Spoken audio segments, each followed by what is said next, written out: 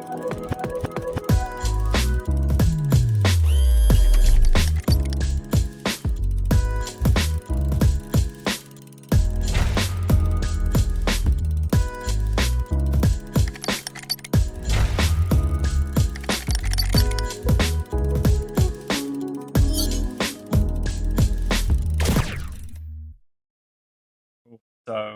welcome, Guillaume, to ByteAction. Hi, Thomas. Thank you for calling me. Yeah, it's good to see you again. And yeah, thanks for taking your time to talk to me and talk to the audience about your experience. Yeah, hopefully some people can learn something from you and from your career and take something out from this. Maybe we can start with just you sort of introducing yourself, who you are, what you do, just I don't know, picture of your experience or career, so everybody's sort of familiar with you. Cool. So my name is Guillaume. I'm French, as you can probably hear. I've been in gaming since 2007. I started my career in Warsaw, in Poland, where I was fortunate to join a company called CD Projekt. I'm not gonna go too much into details right now because I'm sure we might get back to it at a later stage. But let's say I joined CD Projekt to help them on the QA side. They had some issues with the QA of The Witcher 1. So that was my first job in gaming, actually. I built a QA department at CD Projekt, and then we started serving some external studios, external clients. And if I fast forward, I stayed 8 years at CD Projekt, and I got to lead 3 companies of the group. GOG.com, which is a games online distribution platform. I got to lead, before GOG, I got to lead a company providing QA, localization, and porting services to, as I said, third-party studios. And after GOG, I got to establish the US office of CD Projekt, which was an office to help GOG on the one hand to acquire content for the platform, and to help CD Projekt Red on the other side with the launch of The Witcher 3 back then when I opened the office. And after 8 years at CD Projekt, I met Riot. When I was actually based in the US, Riot was next door, so we met. And Riot had the vision to establish regional offices globally. So after 8 years in Poland and 2 years in California, it was time for me to get back home. So I moved back to Europe, I moved back to France to establish the Paris office of Riot Games. That was a publishing / eSports office back in the day. And then, it evolved a bit because Riot changed a lot. We went from 1 game to 5. We went from gaming to eSports, to music, to animation and stuff like that. So I stayed almost 8 years at Riot. So all in all, 16 years combined. And then at the end of 2023, I joined Respawn, the development studio behind Apex Legends, belonging to EA, and Respawn gave me a shout, gave me a call to establish the European publishing team for them for Apex Legends, because back then the studio had no team on the ground in Europe. So that was my job to actually hire a bunch of teams in France, UK, and Germany. And I left Respawn / EA a few months ago during summer. And now, to get back to your initial question, I'm currently looking for my next gig. I'm having a bunch of discussions. I had some rest during Christmas, like anyone, and I'm back, back on track, trying to find something else to build. Nice, thanks for that. We'll get back to all the things that you mentioned. Your obviously career, both Riot and CD Projekt. But maybe we can start with just you remembering yourself before you entered the games industry. So, did you always think you're gonna be working in games? Did something push you to start in a QA department at CD Projekt? So what was the story of kind of getting into the games? So I would start with a bit of a weird story. When I was 17, I was living in the French Alps in a town called Annecy. Maybe some of you guys know it. I know. I've traveled through Annecy. You traveled because you ski, so probably you know Annecy. So I was living in Annecy, I was 17, and Ubisoft had an office in Annecy. They had a studio, and they had an issue. They had a security issue on site. And my dad was part of the local police, if you may say. So he got a call from Ubisoft like, hey, we have some problem. My dad helped them. They fixed the case. They found the guilty guy. Everything went fine. And as a matter of fact, Ubisoft said, hey, you said your son is playing games? So my dad said, yeah. And they're like, great. We are building a QA team in Annecy. We have a game right now in production. We need some people to test the game. So as a matter of fact, in summer, I was 17. I earned my first, pocket money as a high school student, spending 2 months at Ubisoft, and I tested some games for 2 months, specifically Rayman 2 on Dreamcast. And I love my time at Ubisoft. I love my time. I was part of the dev team, lots of smart people. I was 17. It was like living the dream. Then, when I started my professional career, it was anything but gaming. I was in the telecommunications industry, in a completely different field. But that field helped me to learn, how to manage projects, how to manage processes, how to manage teams. So I'm grateful. I learned management in a really seasoned, old-time industry with a lot of experience. So I learned a lot, but then I realized when I was 26, I realized I missed something. I miss, the sparkle, something that really drives me, pushes me. Then I remember that not only did I test games for Ubisoft, but then I tested games for Nintendo as well when I was 20 something, 22 for summer as well. So I was like, what if I combined what I did as a QA tester with what I learned on the management side for this telecommunications company? What if I combine all of that and I try to enter gaming through the QA angle, the QA path? And as a matter of fact, I dropped some cold emails to a bunch of Polish game studios. I had no clue who they were back then because the Polish scene was not developed that much yet. It was still a boiling, growing scene, but quite confidential. And luckily, the founder of CD Projekt dropped me a line and he said, hey, we have to meet. I actually need somebody to help on the QSI. So that's how it started. Is there any reason why you specifically emailed or got in touch with Polish studios? Yeah, I was based. So sorry, I went a bit too fast. I was living in Poland already. Okay, right. So when I was in telecommunications, I started my career in France, and then they decided to move some of the activities to Poland, and I made a move actually. I moved to Warsaw in 2006, and in 2007, I dropped those cold emails to a bunch of guys in the gaming scene, and unfortunately, I could do the switch, the career switch to gaming. So how long did you live in Poland altogether? I stayed 8 years.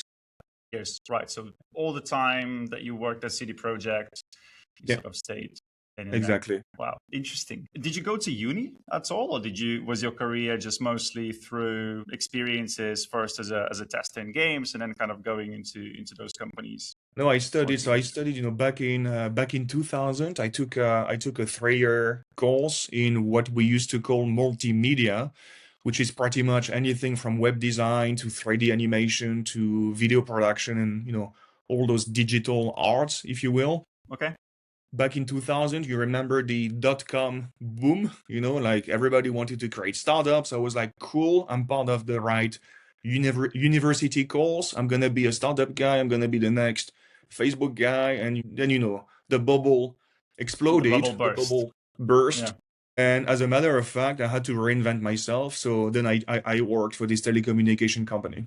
That's interesting. I mean, I don't remember it myself. I think I was like 9 or 10 years old when that happened, but I obviously know from reading about it. But it's interesting that sort of thing would push some people as well to kind of study the stuff and with an idea that they might work for these digital companies as well. And obviously now, when you're at university and then you see it bursting real time, I can imagine it's a bit of a shocker.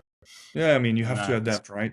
Yeah, nice, cool. So you started at CD Projekt Red. You said it was 2006, 2007, 2007. How was that? What was the company like? Obviously, it was still, I presume, fairly early days for the company, right? So you kind of saw the whole growth from it being, I guess, small to medium-sized company to like one of the biggest names in the industry. What was that journey like? What was it like when you started? Give me sort of a full picture as much as you can share. Sure. So, when I joined them in November 2007, they were in the very middle of finalizing The Witcher 1. And they had a lot of bugs in the game. So there was a lot of stress internally. due to the bugs. And just for you guys to picture CD Projekt is a group of companies. They had a bunch of companies. So you had CDP Red, indeed, the development studio for The Witcher 1. And then there was another company called CD Projekt Localization Center. That's the company providing QA, localization, and porting. So internally, the developers, CDP Red, they went to the sister company saying, hey, can you help us on the QA side? And they did help, but there were just too many bugs and too many issues. So then, they were like, okay, maybe we need somebody external to jump in and look at this whole situation and tell us with a neutral external point of view, like what we do well, what we could do better on the QA side. So when I joined them in a highly entrepreneurial, highly messy, highly let's fucking do it kind of a period, kind of mentality. And that was great. I love the energy and, I felt I could contribute. Then obviously The Witcher 1 was released. It succeeded. Of course, not as much as The Witcher 2 and The Witcher 3, but The Witcher 1 met quite some success, definitely. And then the company entered a new dimension, and indeed, it grew a lot in terms of headcount, culture, structure, leadership. You have to realize that when I joined, the company was not really international. As in, historically, the company comes from retail distribution in Eastern Europe, and they were very successful in retail distribution. But then, I joined them when they switched to game development. I joined them when they created a company providing services to third-party studios. I joined them when GOG was starting to incubate in the founders' minds. I really joined them when it started to explode in a good way, as in it started to blossom and grow into something new. And the company became international. They started to hire foreign people. They started to realize the capabilities that they missed, the muscles that they had to strengthen to conquer the world, basically. And did that growth feel gradual at all, or was it suddenly, they hired, I don't know, 100 people or 200 people a year, and that sort of continued? Or did it feel like, it was happening sort of step by step? How big were they when you joined them as well? How big was the company in general? How many people? I hardly remember, to be honest. I don't want to lie. I think there were probably a few hundred people in the whole group, and the biggest company was CD Projekt Distribution for Eastern Europe. That was the engine of the group. Now the engine is CD Projekt Red, the development studio. But back then it was clearly retail distribution. So a few hundred people. And to get back to your question, I think there clearly was a bootstrap mentality at CD Projekt. Every dollar was earned, the cash flow was made positive, and they started coming up with ambitious ideas such as GOG or the Witcher franchise or later on Cyberpunk. But the whole mentality and the whole process was, let's do it by ourselves. Let's not rely on too many external people. Of course, we need partners, but the vision, the capabilities, the muscle should be built internally. And how did the culture of the company and the whole feel within the company change within those years that you sort of stayed there and that you've been there? Maybe the moment that you joined, and how different was it when you left? So I remember back then, so back in 2007 to let's say 2010, there was a bit of a curse word internally, and the curse word was corporation.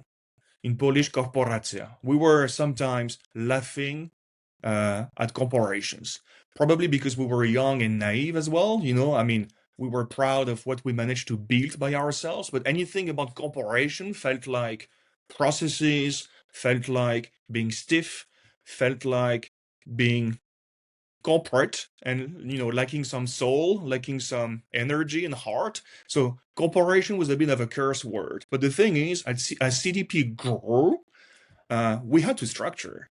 We had to rethink how the whole group was designed. We had to rethink how leadership was structured. We had to rethink how companies interact between each other. Like, how does GOG interact with CD Projekt Red? How does CD Projekt Red can leverage the distribution company in Eastern Europe? So we had to think more strategically and starting to structure. I don't think we did it the korporacja way, as they said in Poland. I think we did it by by having honest discussions, by looking at what players needed, by looking at what the market needed.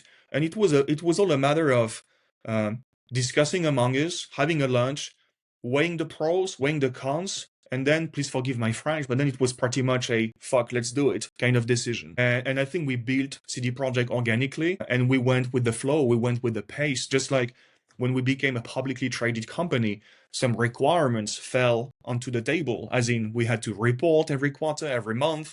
Sure. We had to show some transparency to the market, and we went with the flow, and I think we learned by doing it and being pragmatic about it. Interesting. And just to understand, the GOG is a distribution platform, right? Yeah, it's the equivalent of Steam, if you will. So GOG back then was, hence the name. GOG initially meant good old games. So what we did initially is we created a global digital distribution platform for classic games, actually. So all the great PC games from the 80s and 90s. So we were positioned as an alternative to Steam. And now I read that the co-founder of CD Projekt Red, he bought again the company. He bought it back. Yeah, Mihao. Interesting. Do you know why he did that? I What's don't know. the story behind it? I don't know, to be honest. I dropped him a message a few days ago to congratulate him. I think GOG is in safe hands with him because he really cared and still cares a lot for GOG. And he's one of the guys who had the craziest ideas. I really insist, craziest ideas to develop GOG. He's super creative, super passionate. So I think it's a good move. Yeah. Okay, so then just going back to then like maybe the last years of you being at CD Projekt as well. So The Witcher 3 releases, you're still at the company. What's the feel among everybody else? Like, because obviously at that time, that was the biggest game of the year. It was a massive hit in the industry. Everybody was playing it. What was the kind of feeling inside the company and what people were talking about? What were they saying? How did you feel personally about it as well? So to put things into perspective, when The Witcher 3 released, I was not in Poland anymore. I was in the US for CD Projekt. I was establishing this small office in Los Angeles to help CD Projekt Red and GOG. So obviously, for a long time before release, The Witcher 3 was one of the key topics between myself and a bunch of people, such as Marcin Iwinski, the founder of CD Projekt. So I could not be part of the launch in Poland. I know it was huge because, I had my colleagues on the phone every day. I know they celebrated a lot. I know they were proud. I know they were tired, but proud, tired, but happy. So I know the vibes were great. On my side, I was mostly hiring a bunch of people on the marketing side to help the launch of The Witcher 3 in the US, which ended up nicely. But, I was very much in a startup mode, trying to build this team, while, the good vibes and the celebration was mostly in Poland. And then opening up the US office, what was the reason for that? Is because they wanted to establish more presence in the US? Was the studio working on their own title? Like, what's the... Yeah, the US was definitely the biggest market for us back in the day, not only for GOG, but for CD Projekt Red as well. So we needed to build presence, as you said, to make sure that, we have the right connections, not only for the Witcher 3 launch, but beyond, for Cyberpunk, for any other title. We had to make sure we had the right ties on the ground, on the marketing side, with agencies, with talent agencies as well, on the biz dev side as well. So we had to create that spider web to be set up for success in the future. And for GOG as well, we had to sign content. So we had a lot of deals, distribution deals for GOG with a bunch of AAA American video games publishers. But there was a bunch of deals that we couldn't sign back then. And, it was made my mission by establishing the office to sign those deals, because these were some of the games that our players globally were expecting the most on GOG. So that was the other reason why we created an office in the US. Got it. And it's much easier to make deals in the US once you have a presence and an office and you actually that. I can give you a quick story about that. So the most demanded titles back then on GOG were clearly the Star Wars classic games on PC, TIE Fighter, X-Wing, Dark Forces, all of that. Number one item on the community wish list. And we knew the guys at Disney for a long, long time. But, it was a long, complicated story because, the games used to belong to Lucas. Then Lucas got bought by Disney and, the teams changed and all of that. But by moving to the US, in a matter of a few months, just by having some lunches, just by being on the ground in the same time zone and being able to follow up and sometimes politely harass those guys and build my relationship with them, we managed to sign that deal in 6 months while we couldn't for the past 6 years. So wow, got it. And at what point did you realize that, okay, I've had enough, I want change, I want to try something new? When did the conversation with Riot happen, and what was the move like, and why did you eventually decide to join them? I mean, first, I was happy at CD Projekt. I loved the company, I loved the culture, I loved everything.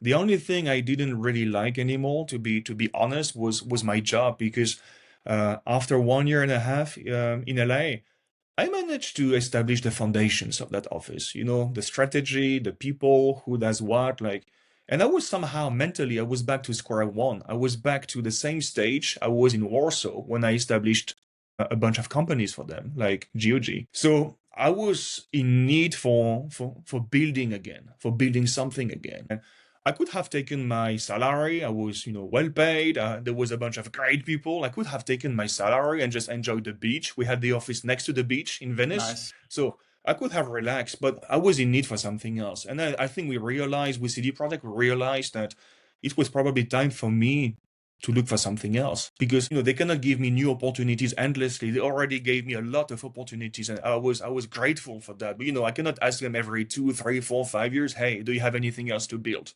And at that time, Riot gave me a call, and I had no time. I had no knowledge of who Riot was. Actually, I was clueless. I was a PC player, but in the traditional PC way. I was playing offline games, or I was playing games on Steam, and there was that company in Santa Monica that was operating a game called League of Legends, which I'm a bit ashamed now to say, but which I didn't know of back then. So I did my due diligence and I realized, wow, that's a big game actually. And they have their own software client. That's why I don't know the game. The game is not on Steam. The game is not on GOG. That's why I didn't know it actually. So I started playing the game a lot, and I think that was probably one of the invisible requirements for the job, to show that, not only I'm committed, but to show that I know the game and I can relate to players. Because when I decided to leave CD Projekt, the number one criteria on my list was I need to find a company that has a genuine interest in serving players well, in treating players well. CD Projekt was that kind of company, putting players at the very center of decisions, at the very center of the strategy. And I was built like this. I was educated like this in this whole gaming industry. So when I decided to leave CD Projekt, I made a list of companies that had that DNA. Riot was not on the list. I didn't know Riot. But when I started investigating about Riot, I realized, wow, they have a fairly similar DNA. They have a fairly similar culture. That could be interesting. And when they shared with me their plans to create regional offices globally, to get close to players, to get close to the media, to creators, to esports fans, I realized that's the kind of strategy I could actually support. I would love to join that. Well, I had a lot of interviews. Riot was infamous for a super long, lengthy recruitment process, but I think it's good. It's by design. I did that, and I was fortunate to get the job to establish the Paris office. How many interviews did you have? I had a bunch. So I think before the final panel stage, I had already 3 or 4 interviews, and the panel itself was a day from 9 a.m. to 7 p.m. and Wow. I had 10 interviews that day. Wow, that's crazy. But I guess they want to see how you do on the job, and obviously you were applying for a big role. Yeah, I mean, back then I found it, so, I was much younger and I thought, wow, this recruitment process is a bit unconventional. Why is it so long? Why is it so convoluted, so complex? And then I realized that, this is by design actually, because by the time they say yes to you, you know that you will get their trust, you will get autonomy, they invest in you, you feel psychologically safe because trust me, my first 6 to 18 months at Riot, I was super safe. I was supported by the whole company. Everybody was helping me. And then I realized that this whole recruitment process is by design, slow to hire and perhaps fast to fire. And I think that's healthy for an organization, actually. That's super healthy because, it takes one bad apple to make the basket rot. I don't know how it translates into English, but Sure, no, I think they you have get the like a picture. similar, yeah, absolutely, absolutely. Yeah, I don't want to keep one person in a team that's gonna make the rest of the team look bad. Especially the guy who builds the new office, right? Yeah. But it was not only about me. I think all the people I hired in that office and all the people we hired across Europe after establishing the Paris office, we followed the same route and we had the same requirements to make sure that we have the right people with the right intentions and their heart and their mind in the right place. When you said getting closer to the players, what do you mean by that? Is it building communities and sort of talking to the people that play the game every day, understanding what their wants and needs are? Is it something else? Like, what do you mean by that? So when League of Legends was launched in Europe and the Middle East, aka EMEA, this was launched from the Dublin office. There was an office in Dublin, one single office for the whole of EMEA. That office did everything for the game, from the servers to billing to player support to you name it. And they had a bunch of super small language teams, community language teams. That was the name back then. So for French, for example, they had 4 people in Dublin. For some other languages, they had even less. And those guys, of course, they did their very best to support the community and they did a good job, but it just doesn't scale. Like, can you hire 5, 10, 15 people per language in Dublin? Is Dublin a powerhouse for publishing, for games publishing? Not really. Dublin had a lot of talent for engineering. They had a lot of talent for finance. They had a lot of talent for anything tech related. Yes. But when it comes to games publishing as well, like, back then, Dublin was not a powerhouse in that field. So a decision was made to establish stronger, bigger local teams to support the local communities, to develop the brand, to understand what the players needed the most, like what are the pain points, what are the needs from players. And when I say players, I mean, players is a really broad term. Players meant cosplayers, it meant content creators, it meant high-performing players, but it meant casual players as well. So we had this gigantic community, and we had to really understand the needs, prioritize the needs, and do what's best for them and what's best for the brand and the game, as a matter of fact. Wow. During your time at Riot, so you said you stayed there for 8 years as well. Almost 8. Yeah. How did your role change? So when you started, when you opened up an office, and when you left, what were you doing then? Just as you left. Yeah. So initially at Riot, when I joined in, let me remember, in early 2016, Riot had a term to describe the people that launch and operate a regional office, and that term was country manager. And the country manager was pretty much an entrepreneur internally.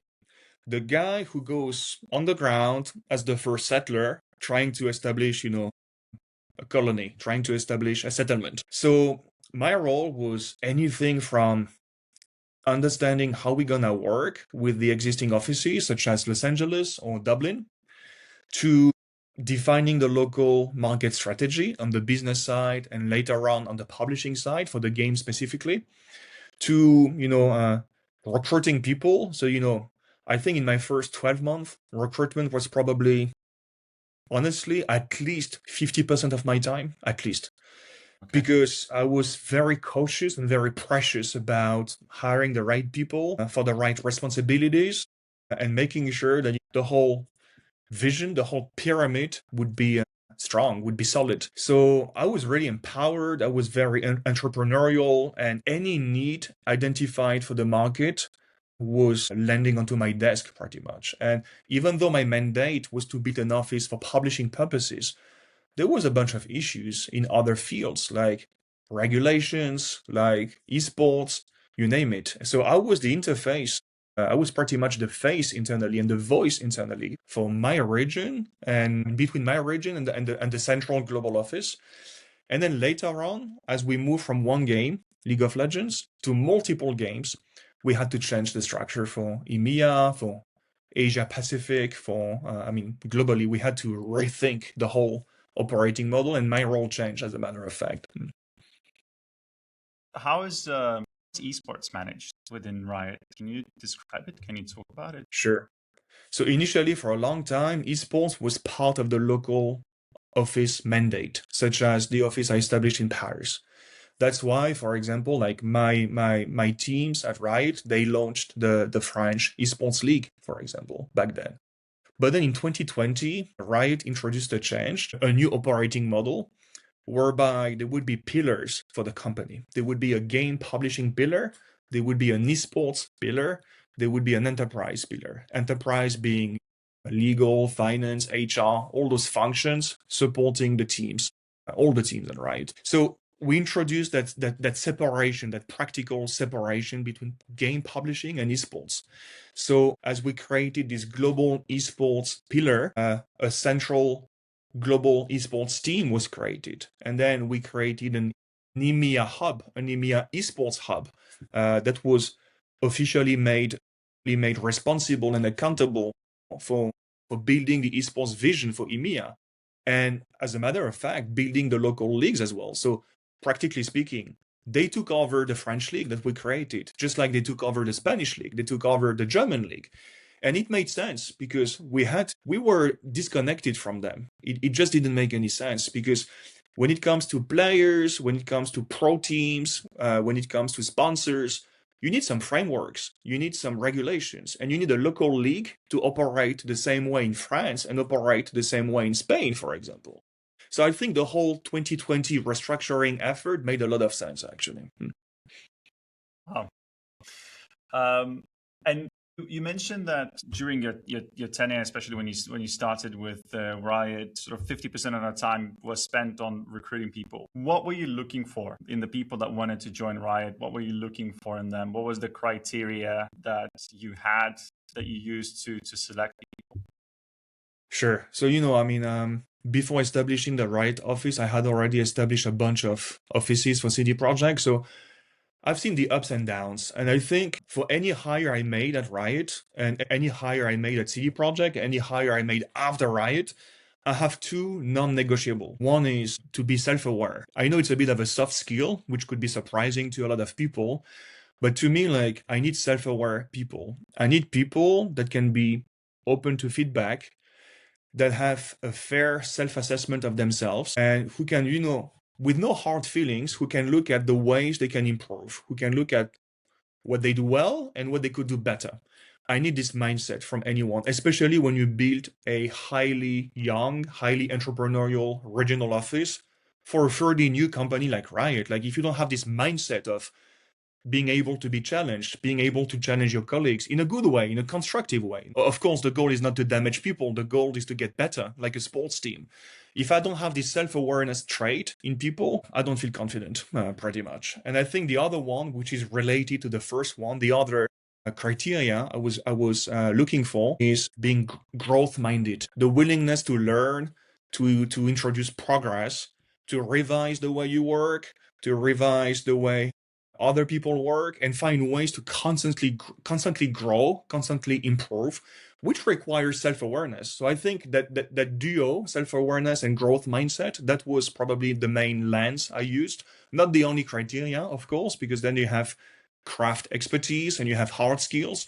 But I think, I need a mindset in the first place, because if you are self-aware, if you are growth-minded, you can be coached. If you are not, you cannot be coached. And it's very hard to make people evolve, to make people change. And I include myself in that because, just like anyone, I tend to be sometimes stiff mentally. And this is where sometimes I have my growth mindset or my self-awareness telling me, hey, kicking me in the butt and telling me, hey, take a step back, because if you repeat the same behavior, you will get the same result. Yeah, and it's always more difficult with people that are sort of stuck in their own ways, especially when they, I don't know, spend too much time doing the same thing or spend too much time in the same company or whatever. Sometimes it's difficult for them to be able to progress and establish themselves in a new role, etc. Did you What was the process like? So how did you kind of select the ones that are self-aware from the ones that are not self-aware? Was it through questions? Was it through some kind of exercises? I don't know. Give me some ideas. I mean, back then, I mean, not even back then, even still today, Riot has very high standards when it comes to recruitment. I'm not talking about standards like, hey, we need super good candidates. I'm talking about the way they do recruitment is really interesting. First, you have to be trained internally to become officially an interviewer for candidates. So you have to go through a training. Beyond the training, there is a whole architecture, like how do we design a recruitment process? And there is a panel culture. Like as a hiring manager, you need to select people that have this interviewer tag, I mean certification officially, and you have to allocate every interviewer to one specific competency. And for each competency, we build that collective muscle, we build that knowledge of what are the right questions to ask, what are the traits to look after. And as you know, because I'm not teaching you anything, you are a recruiter yourself. Then we had this applicant tracking system where every interviewer at Riot was asked very specific questions about the candidate, about specific competencies, specific traits, hard skills and soft skills. And not only did you have to rate candidates, but you had to specify which questions you asked and what the answer was and how you interpreted the answer.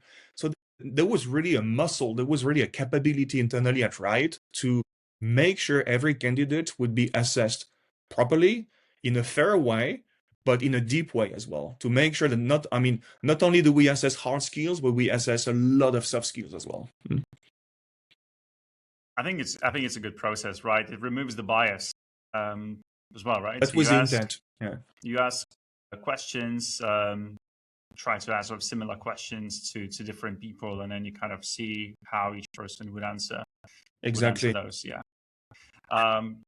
I think it's also at the same time, I guess, if they go through all these interviews, and then if you, for example, recruiting somebody specifically for your team, it also has to be this, I don't know, I guess what you call like synergy between you two or chemistry between you two. So those questions are good to I guess assess the skill and the experience of somebody and how they would deal in certain situations. But it also has to be these, I don't know, I wouldn't call them like unconventional questions, but more about how the other person makes you feel, because at the end of the day, you have to work together, right?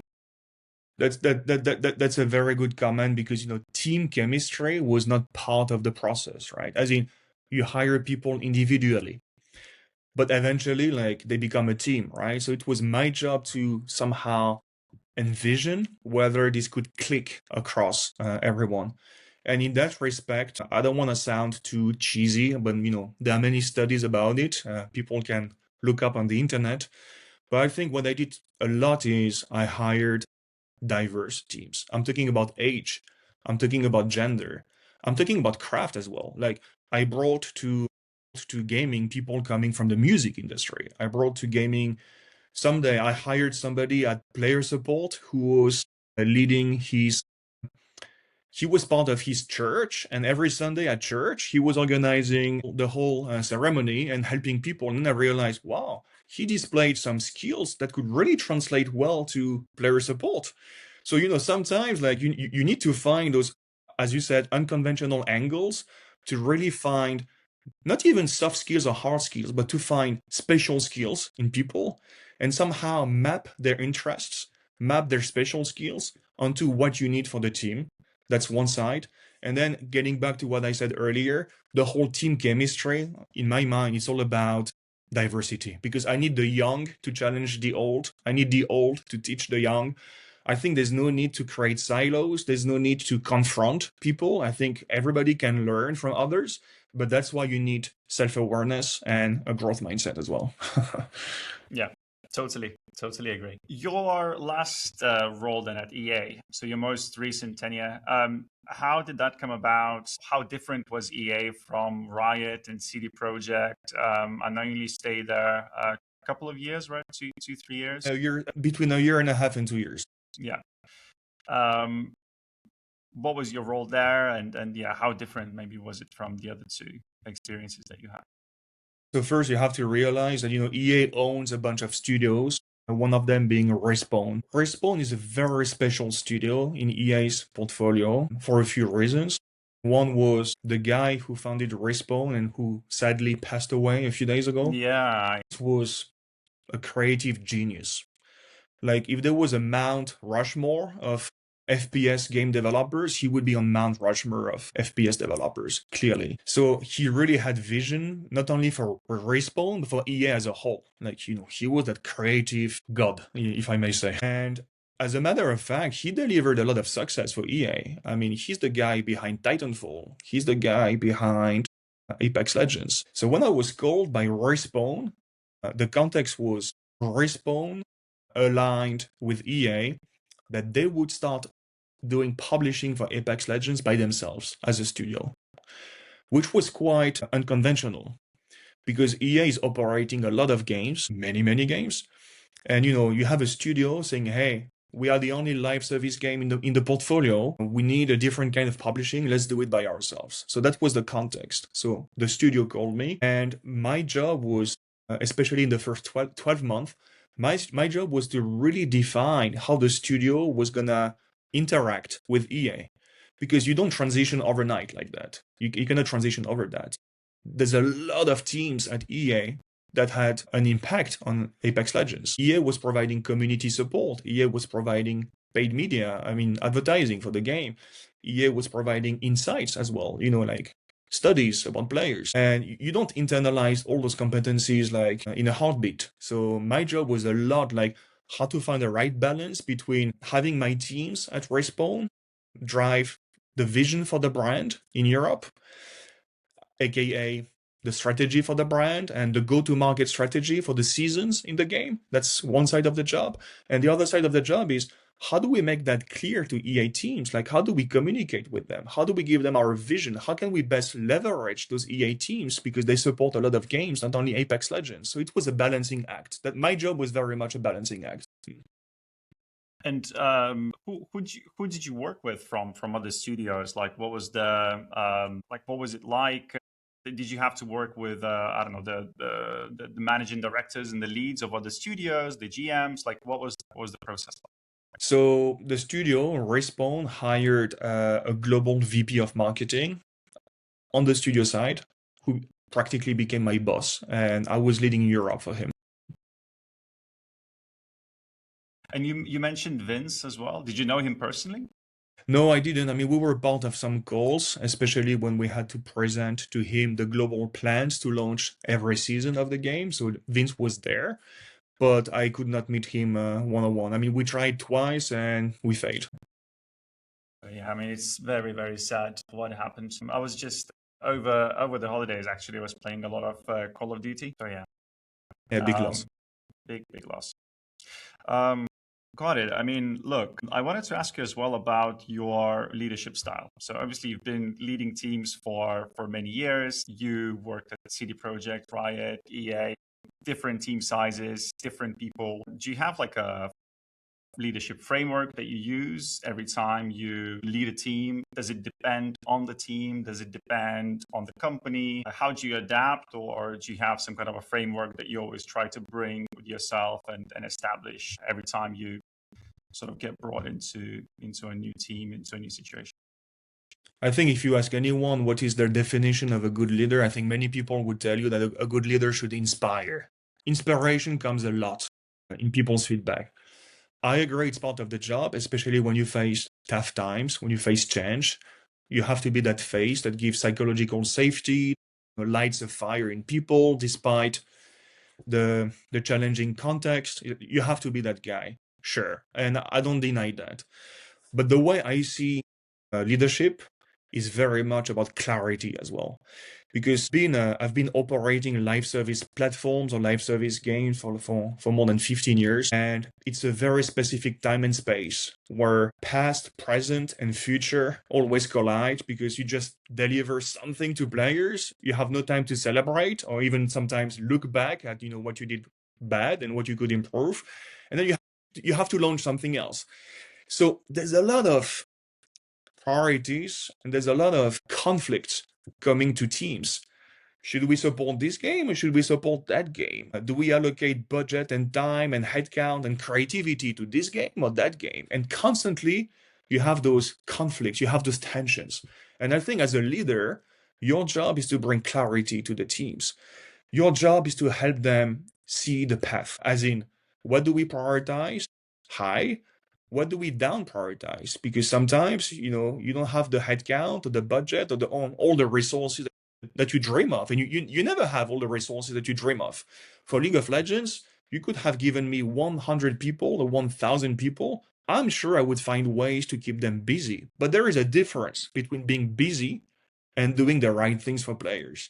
And when you operate a big brand like League of Legends or Apex Legends or Valorant, you have to constantly prioritize what you do. And I think that's a big chunk of my time, helping the team see clear, removing those hurdles for them, discussing openly with transparency what are the challenges they face, what are the opportunities they see, and then sometimes making everyone realize that, okay, fine, there's a lot on the table, but we cannot do everything. What do we believe has the biggest impact for players? What do we believe has the biggest impact for the brand, for the business? It becomes a balancing act again. And you have to be that guy to raise those questions, get the teams to think about it with you. And ideally, after a few years, they come up by themselves with their suggestion of how they would prioritize the market, how they would prioritize the business. And when you reach that stage where the teams prioritize by themselves and they just consult you as somebody to give feedback, then you realize that, okay, I did a good job after a few years, and now the teams can run. I mean, philosophically, they could be running without me. And that's my end goal, actually. Like, I don't want to be the alpha and the omega. That doesn't scale. I want my teams to be empowered, trusted, and that we share the same mindset, and off we go, I like how you bring everything to whatever decision you make has to be with the player in mind, right? And I guess in practice, it's not easy to implement. So you need a lot of tries and you need a lot of patience, I guess, and eventually it happens. Yes, it's tough because players are very passionate. Employees can be very passionate. I was very passionate myself. And then comes bias, as in, it's easy to do that thing that everybody is asking about on social media, but is it the number one thing, actually, that the community needs? Is it? So you have to take this sentiment from players. Then you need some data as well. You need to look like behind the curtain. You need to look at engagement, activity, brand perception, and then you need to combine all those elements and make sure that whenever you prioritize in the top 3 for the team, makes sense and that you can justify to anyone. If somebody comes to me from the global office or anybody in the company comes to me and asks me to justify why do we focus on the 3 things, I should be crystal clear. Building successful live service games and building them from scratch obviously takes a lot of time and effort, and even then you have competition, so even though your game is good and you've done all the right things, it might still fail, it might still not succeed. So what are the things would you say the companies need to do in order to, I don't know, make sure or at least be close to successful releases? I don't know, like let's say take Arcade as example. I mean, they've done so well with the release of that game. What do you think of the things that they did well, or what other companies and other games did well, other live service games did well that made them successful? So first, a bit of a disappointing answer. I realize it's a bit of a disappointing answer, but there's no magical recipe, especially now where the market is so complex. And you have those few live service games that that take the majority of players' time. So it's getting harder and harder to break into the market.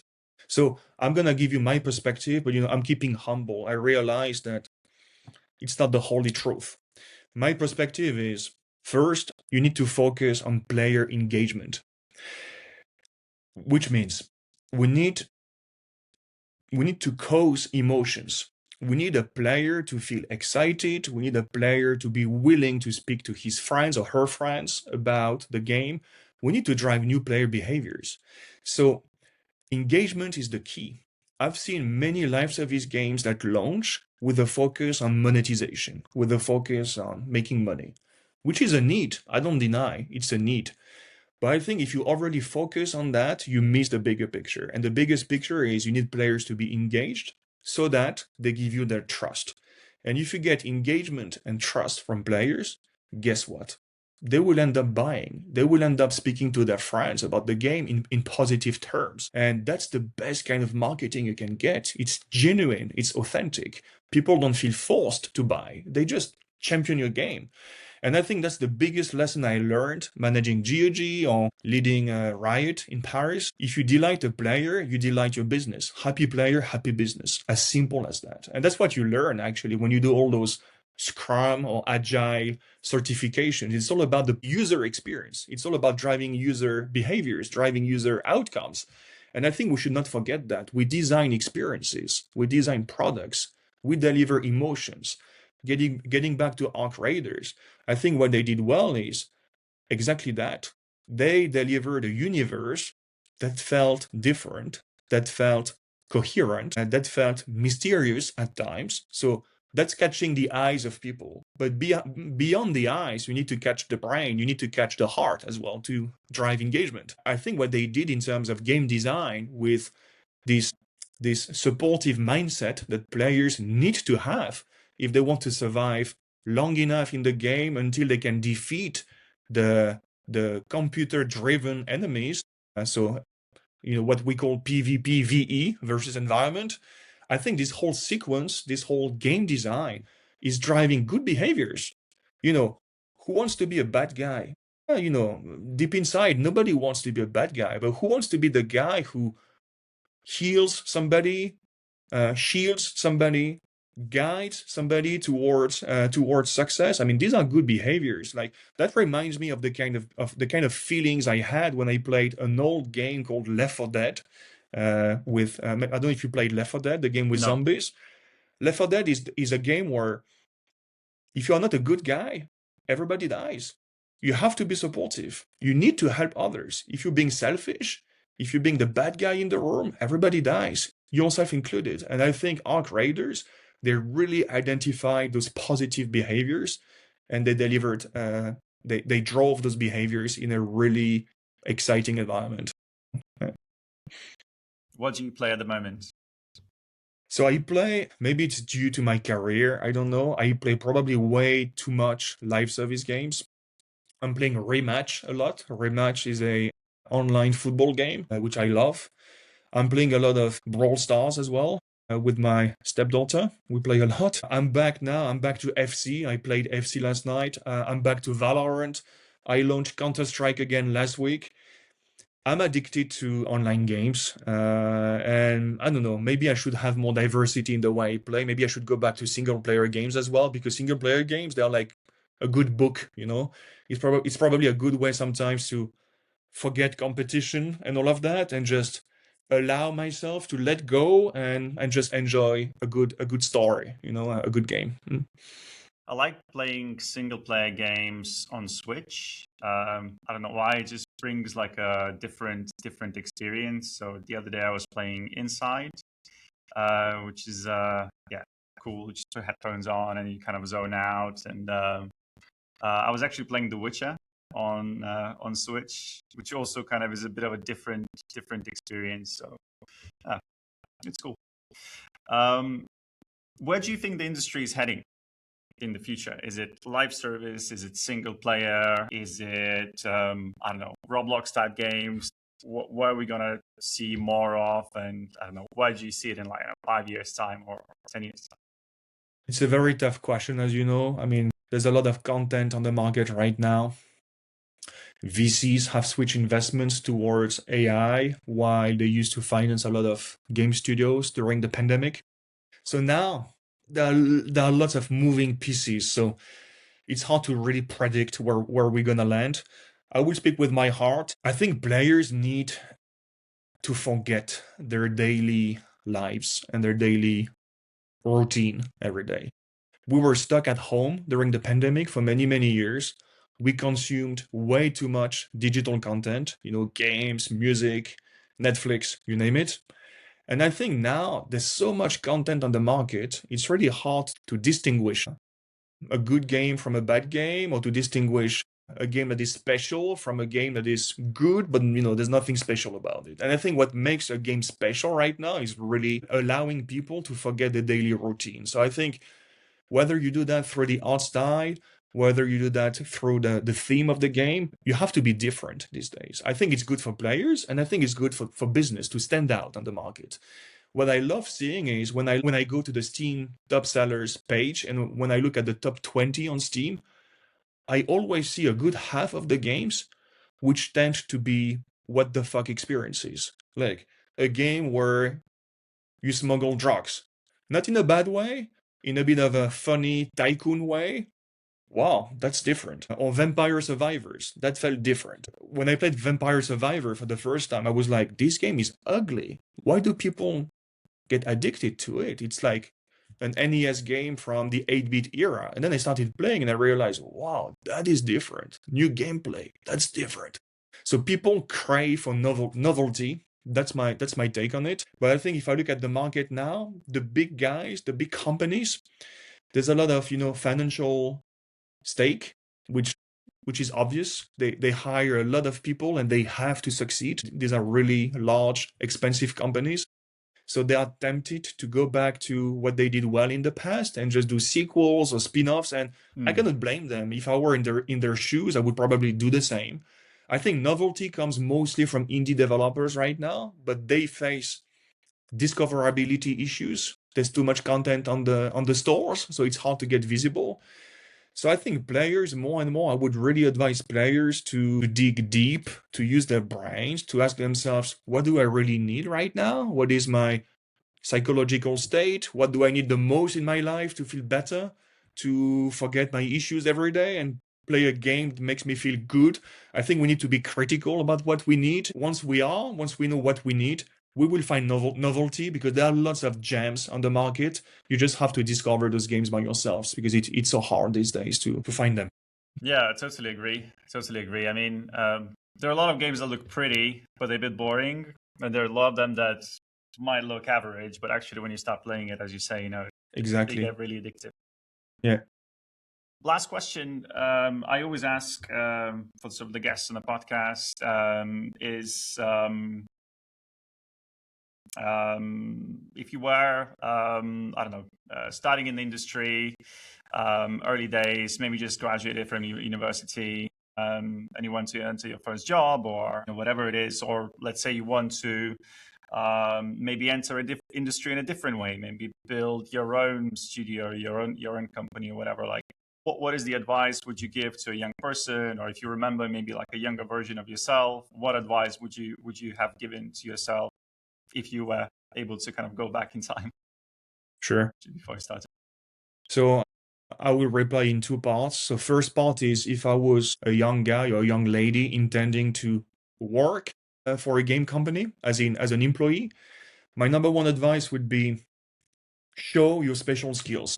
I was talking about that guy who worked in a church and, I made him a player support guy. Of course, it's a bit of an extreme example, but I'm just saying, when you interview for a job, having a master of business administration or having a master's degree in marketing, everybody has that right now. Everybody is smart. Everybody is educated.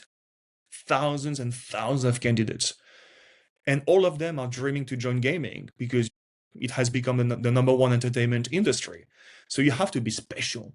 So whether you led your students' club at school and, you took care of the finance, or you organized the big gala every year, or whether you are the captain of your volleyball team, or whether you did XYZ, I think don't be shy. Make those special skills visible and connect them to the role. Connect them to the role that you applied for.